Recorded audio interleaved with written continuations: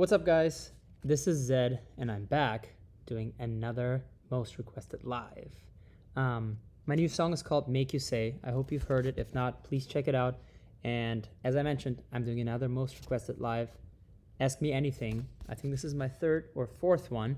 And quick shout out to Romeo and iHeartRadio for having me on tonight. It's always a pleasure to do this. So you guys have sent me a bunch of questions, and I'm going to go through as many as I can and answer them right now.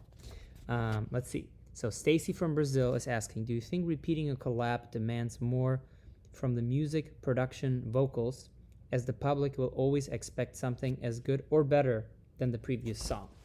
So I think, and I'm not an expert in this because I've actually only really collabed with the same artist a handful of times at most. And I guess I never think about one-upping the song previously done or anything like this, because to me the reason to collab with an artist is not because you're trying to make a song huge, but it's more so because you want a collaboration to be better than anything you could do by yourself. And to me, in my case, as somebody who doesn't know how to sing well, it is to work with some of these phenomenal artists who have amazing voices. And, you know, these artists that write stuff that I could never write. So for me, it's really more about adding that color to my music than to collaborate because we want the song to be bigger or better than what we did before. So I guess publicly speaking, yeah, I assume people will always expect more than, you know, usually people deliver, because expectations are usually greater than anything that anyone ever delivers. But in the case of Marin, for example, I just really love Marin and I love working with her. So doing Make You Say with Marin was not about one-upping the middle by any means. It's a completely different type of song, but it was just about us working together because we have appreciation for each other and because she's amazing. That was way too long of an answer, so I'm going to try to keep it a little bit shorter. Morgan from Evansville says, who are some of the nicest, most down-to-earth celebrities that you've met in the music industry? It's a really good question. There's actually a surprising amount of really, really nice people in the music industry. I think some of the people I met really early on, like Skrillex, has been incredibly kind. People like David Guetta have been so supportive, or Tiesto.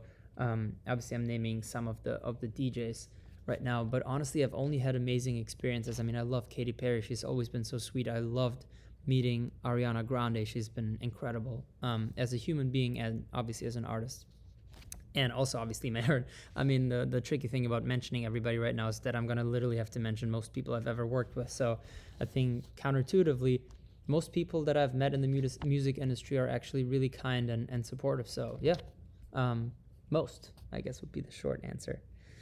Marin from Bangladesh says, what is one message you would give to your fans? I hope that, and I've always hoped that my fans know that if I release something, that I've put a lot of thought behind it. I'm not an artist who just randomly releases something and hopes it's good.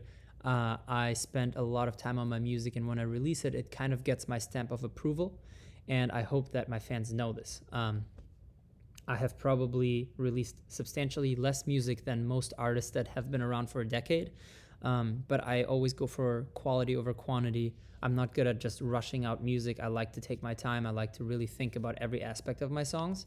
And yeah, I hope that my fans know that if I ever release something that sounds a little different from what I've done before, I hope that my fans give it a shot and just listen to it a few times, because some of my favorite songs that I love in my life, I actually didn't like the first time I listened to it, but because I had so much respect for the artist, I gave it more chances, and eventually it clicked for me and I understood it. And some of those songs, like 4 Miles by Thrice, for example, was a song I heard it for the first time and I was like, I don't know, this isn't the Thrice that I remember. And then I grew into loving it so much more than what I've known from that band before. Alrighty, we have a lot of questions. I'm going to try to get through as many as I can. Who's your alter ego when performing? Asked by Melissa from Kitchener in Ontario. I'm just myself. Zedd is not a character I play. I'm not an artist that has some sort of, helmet or, like an alter ego in any sense. I'm just myself. Zedd used to be a nickname that my friends gave me. So, I am who I am as a human being and as an artist and as a performer. So I'm not anybody different when I'm on stage. Oh God, how do I pronounce her name? Jolene from Kansas City. I hope I pronounced it correctly. How was the process into getting Marin Morris to collab again? It was actually really similar to the first time. Marin has heard Make You Say and she really liked it, and she recorded a little demo, which is a process I usually ask singers to do before I get in the studio with them, because I don't want to waste anybody's time. And the idea is that the singer will just record a rough demo of the song so I can hear how they sound on it, how their voice color sounds on a track, and how it fits. And if it's just not the right fit, I would always rather work with that singer on something else than wasting their time.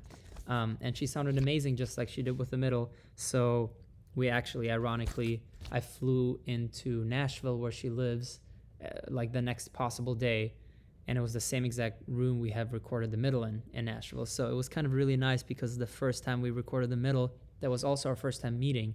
This time we had known each other, we've performed together so many times, and it was like meeting a friend and doing it with a friend, which is always more fun. Jayla from Chicago is asking, what have you learned from being in the music industry?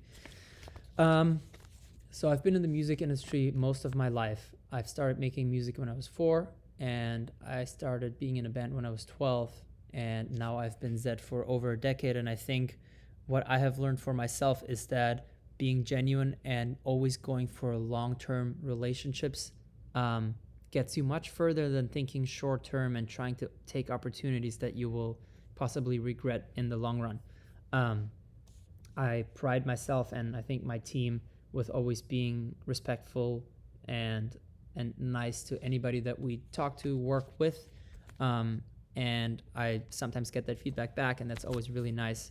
And I think if I gave somebody advice from what I've learned is that to try to think as long-term as you can, whatever your goals are in life. But for me, I never was interested in having that next year success or 2 year success. I wanted to have success for 20 years and 30 years. And sometimes you got to give things time and not rush them and not jump on opportunities that you might want to regret later. Elizabeth from, oh boy, Sarasota in Florida. Are you ready for your big show on the 9th? How did it come together? So my big show on the 9th, and I hope I'm not messing this up, but was the orchestra show that I did. And it was a 2.5 months long process that we decided to take on.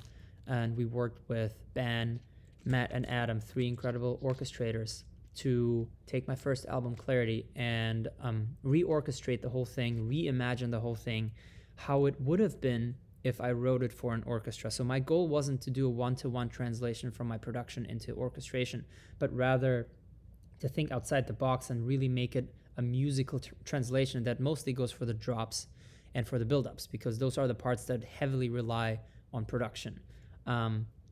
Yeah, it was an incredible experience. I'm so proud of the team and everybody involved for pulling this off, and I'm really, really happy, and honestly made us think whether I should play more orchestra shows, because it's not something that I've ever done before, but everybody seemed to really enjoy it, including myself.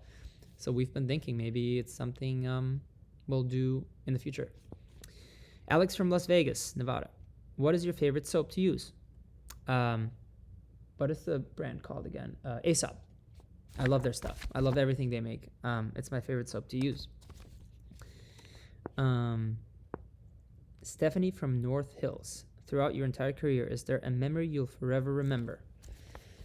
Oh, Stephanie. I think I have a lot of memories that I will never forget from playing Red Rocks for the first time. And, you know, I remember I'm a huge fan of Incubus, the band. And I just remember when I saw their DVD or VHS, whatever it was back in the day, of them playing at Red Rocks, I told myself one day I want to do this myself. And playing at Red Rocks for the first time was definitely a really emotional experience. Winning a Grammy has been an unbelievable memory.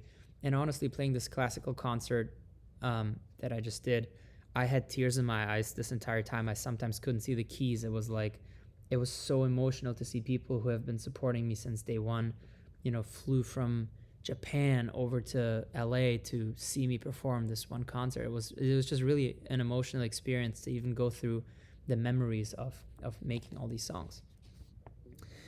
Duncan from Victoria Falls. Nicest hotel you've stayed in? Wow, that's such a good question because each hotel has some nice parts. I think Four Seasons is, generally speaking, like my go-to. I really like their hotels. Four Seasons Punta Mita is particularly an absolutely unbelievable hotel. I really recommend everybody. And I probably suck at answering this question because there's probably some hotels that will be like standout hotels that I just can't think of this moment.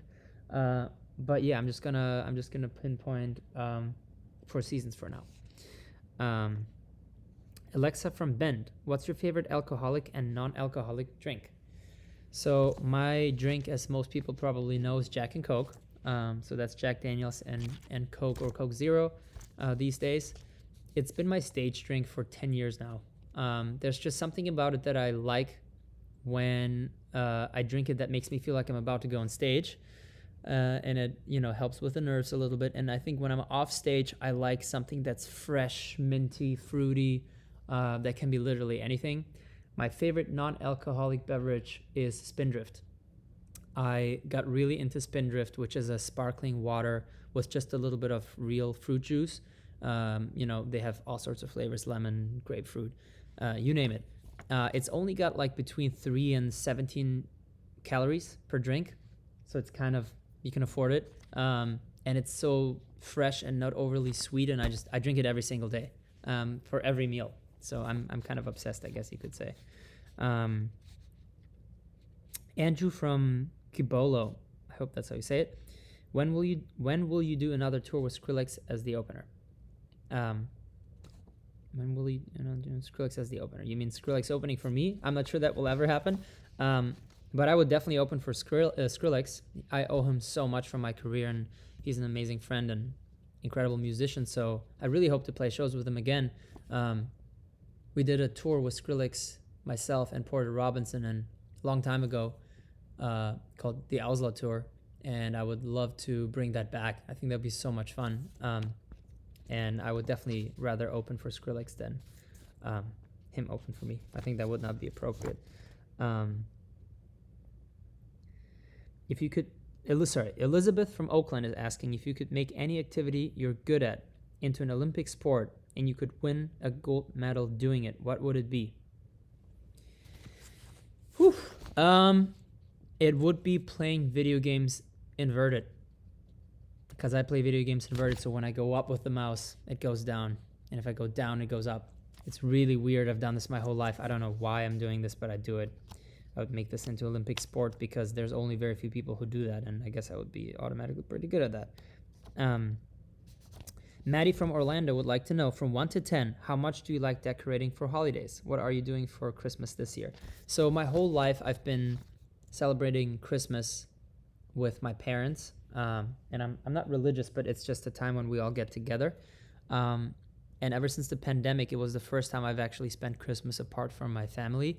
And it was weird, and I really went all out and decorated my whole house, made it like Kevin, what's the movie called? Home Alone. Like really went all out, and it makes me feel really warm and nice, and I think I like decorating for Christmas. It's kind of an important thing for me. I'm not sure what my plans are yet. Either I'm going to be celebrating in LA where I live right now, or I'm going to be flying back to Germany to see my family who I haven't seen in a long time. So it's going to be one or the other, but I'm not 1,000% sure which one it is yet. Got a few more questions. Nat from Liverpool in England wants to know, do you wear patterned or plain socks? This is what I wear. What is it? I forgot what the brand's called, but I just got these socks and they're kind of nice. They're always just black. I only wear black socks, and these are very sturdy socks. Socks are actually kind of important for me because I jump a lot on stage, so I gotta find the right ones. I used to wear a lot of stand socks, and I still do, and now I wear these, which I'm not even sure what they're called. I'm sorry. Maybe if you work for this company, you recognize this logo. you could tell people what they are, but they're really good, and I really enjoy wearing them. Tiffany from Marco Island wants to know, do you have any pre-stage rituals? Well, if it's a night show, my ritual is just to have a Jack and Coke. And I like to hang with my friends. I'm not somebody who needs to be alone and stuff like that and prepare for my shows. I like to be with friends. But other than that, my rituals are obviously making my USB sticks, loading them up with new songs, and just going through the show quickly with my team to coordinate special effects, pyro, laser cues, if we're doing anything different than normal, and just make sure that the show is good. And then last one from Cher from Fort Worth in Texas. Favorite childhood TV show? I think my favorite show growing up was Dragon Ball. I still love Dragon Ball. I just watched all of Dragon Ball and Dragon Ball Z again. I think that was my favorite show growing up, I would say. If not, I'm not sure what else. Also, there's a show called Tsubasa, which is like a soccer show, like an anime. I've loved growing up, so it would probably be either that, one of those two.